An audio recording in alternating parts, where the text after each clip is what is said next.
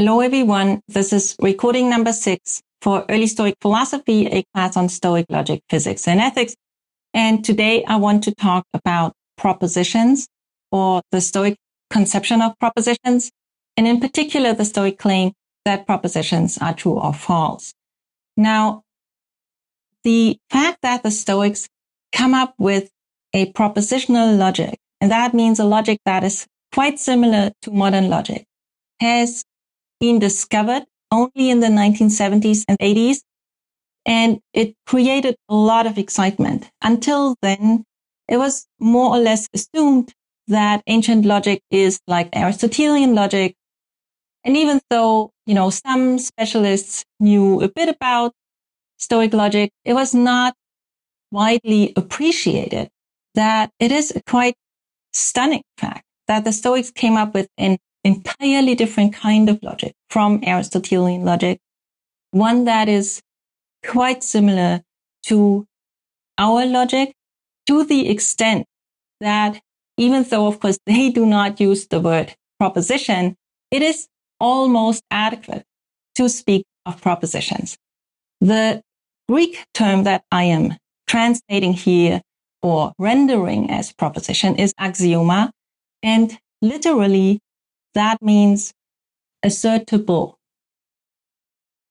In our translations of the fragments, you will also find the word assertion, and that's okay in most contexts.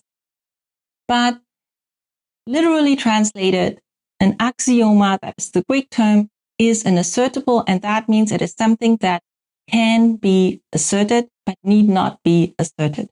For example, Socrates is walking is an assertible that can be asserted but need not be asserted.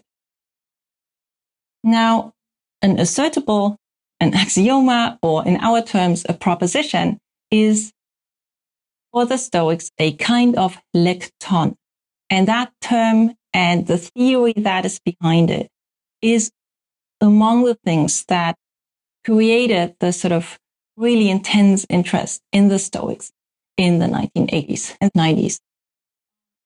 What is a Lekton? Again, literally translated, a Lekton is a sayable, where that means it is something that can be said but need not be said. If you were to say walking, that would be what the Stoics call a deficient or incomplete sayable, Lekton. Why deficient or incomplete? Because if you say walking, someone might reply, who is walking? And then you would have to give a reply and make the sayable complete, as it were, by then saying, let's say, Socrates is walking. So Socrates is walking is an example for a complete Lekton. Walking, the predicate walking, is an example for an incomplete or deficient Lekton. Propositions, Axiomata, that is the plural of axioma, are not the only kind of complete Lekton. There are also, for example, questions, exclamations, imperatives, which are complete sayables, complete Lekta. Lekta is the plural of Lekton. But, and now comes an important difference, they are not accessible as true or false. And axiomata, propositions, are in fact defined as what is true or false. That is in fragment 34a in the numbering of the Long and Sedley edition that we are using. So propositions are defined as that which is true or false. That is not the only definition of the axioma, but it is a very important one, which I want to explore here. And we could ask ourselves, what does that mean? It could be a fairly harmless claim, or it could be a philosophically weighty claim, and I want to suggest the latter. But here's first the way in which it could be a fairly straightforward and simple claim. If you look at the list of complete sayables, so the ones that I have mentioned were proposition, exclamation, question, imperative, then it might seem quite straightforward that among these complete sayables, only propositions are the kind of thing that is either true or false. Because let's say a question just isn't the kind of thing that is either true or false, or an exclamation just isn't the kind of thing that is either true or false. Now, that seems fairly unproblematic. But the Stoics not only say that propositions or axiomata are true or false, and they are the kind of thing that are true or false, they formulate this in quite precise terms that every axioma, every proposition either is true or is false. There is no axioma that is neither true nor false, and there is no axioma that is both true and false. And instead, every axioma, every proposition has one of these truth values. It is true or it is false. And that is sometimes described by saying that they are governed. Propositions are governed by the so-called principle of bivalency. Bivalency just means two values. So there are these two values, truth values, true and false. And every proposition is true or false. So what we could think about when we try to understand this is, what about impressions? In the past, when we talked about, let's say, cataleptic impressions, we were talking about true and false impressions.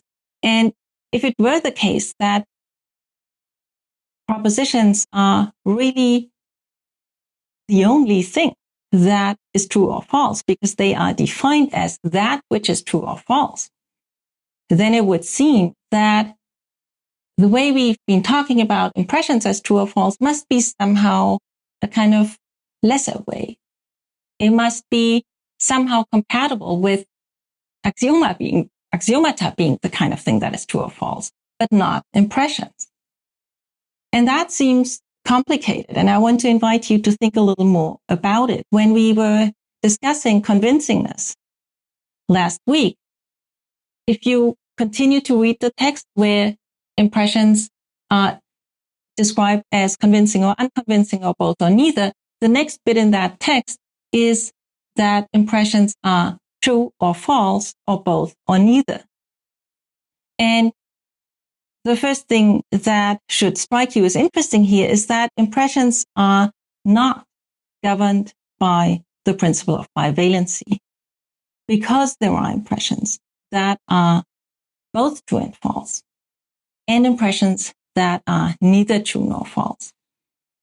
And that I would sort of like to raise a question about that.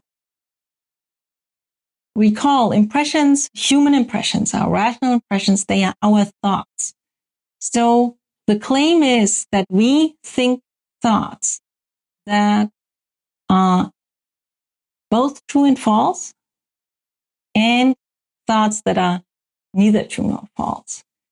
And that seems to be a quite tricky proposal, because those cannot be the thoughts, let's say, that correspond to questions, because a question isn't assessed in terms of truth and falsity to begin with.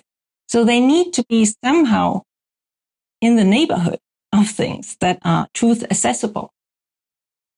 And yet they are true and false, or neither true nor false.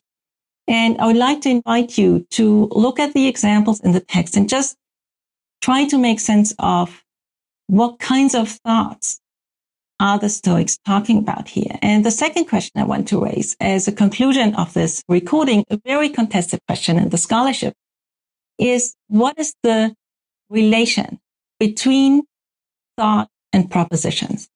So the picture is that rational thoughts have correlates that are Lekta, Sayables. And again, that can be an incomplete sayable, that can be a complete sayable.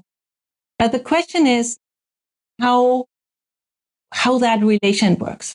Is it the case that the true impression, let's say, is somehow more basic and prior to then the true Lekton that correlates with it? Or is it the other way around, that the true proposition that correlates with a true impression is somehow prior to the thought? And the way in which true and false impressions are being introduced in the text, namely that an impression is true if a true axioma, a true proposition can be formed of it. That is how it is being defined. That may be compatible with both of these readings, that either the axioma is the truth of the axioma and the axioma is prior, or the thought is prior. And I want to leave you with the question of how we should think about this.